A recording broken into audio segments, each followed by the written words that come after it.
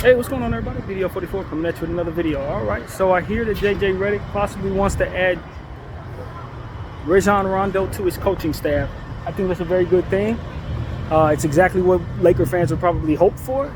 We really appreciated Rondo's presence on our basketball team in 2020, and I think he was here in 2021 possibly for a short period of time before we ended up trading him away at the deadline or something like that. But the point was, is I felt like he contributed quite a bit to the overall basketball IQ of the basketball team.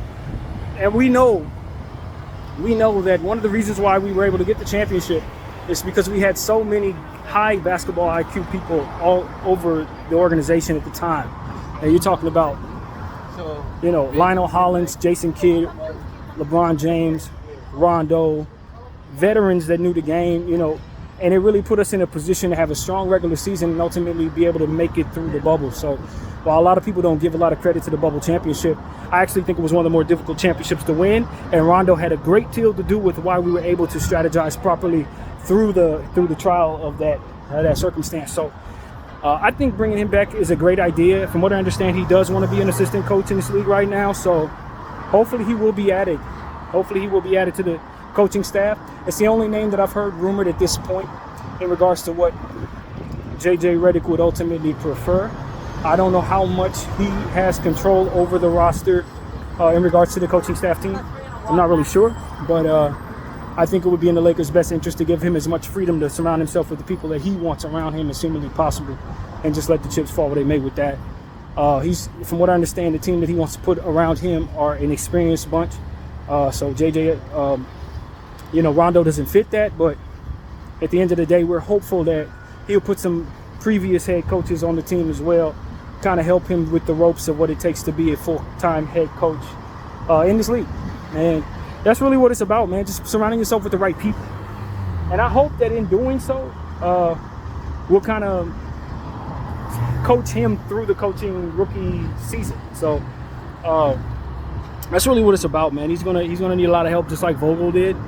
And if we get that help, maybe we can kind of mitigate some of the mistakes or the head bumping that may be possible with us bringing in a rookie head coach with such a pressure and sensitive timeline. So, I think as long as we're thinking the right way as an organization, we still have time to put the right people around JJ Redick. That was one of the concerns, that we were taking too long and that a lot of the coaching staff that would be available to him would ultimately get dried up in other situations. But we can get the guys at this point, because a lot of them still are on the board as of today. So that's encouraging in my opinion. I think we'll be in a good position in regards to putting together a good coaching staff, man. And hopefully there'll be numerous people there to kind of help him with timeouts and various different things that may be necessary for a rookie to kind of get his head where he needs to be and get in the rhythm of things. I wonder how long, I don't know how to gauge this as a fan, but how many games should we expect it should take for him to kind of get his feet under him? I just don't have a really good gauge on stuff like that. Some people, they take to it quickly. Others may take a season, 2 seasons to really get the rhythm of timeouts and certain mistakes that are made that can cost you basketball games. Just how many of those games are we going to lose due to them being a new coach? So that is somewhat of a concern, I think, or rather that would be the major concern, if really any. It's just how many mistakes is he going to make that's going to cost us basketball games that can affect seeding, because we know how sensitive seeding can be in the NBA. Injuries could cost you basketball games as well. So you just want to make sure that you try to surround him with enough experienced, seasoned veteran coaches so that they can help him in real time with circumstances that he's going to need help with. So that's really what comes to mind for me. So yeah, man, pretty happy that the Lakers have landed on a coach here. Pretty happy it ultimately came down to JJ Redick.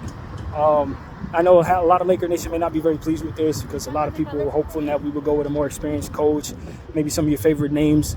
But at the end of the day, I don't believe that's the way to go. I believe going with somebody who could be the next best thing is probably a smarter way to move in an ever-changing league.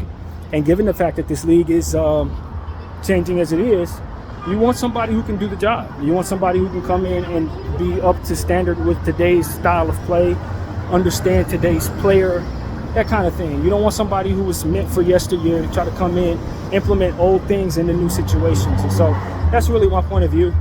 I think at the end of the day, you got a good head on your shoulders there with JJ Redick coming in as one of the main brain trusts for this franchise. And I think if we focus in on just putting the right coaching staff around him, we can exceed our expectations, which for myself aren't very high, but maybe for the organization is pretty high. So I think being realistic is best in regards to trying to surround him with the type of environment necessary for him to do his job as a rookie.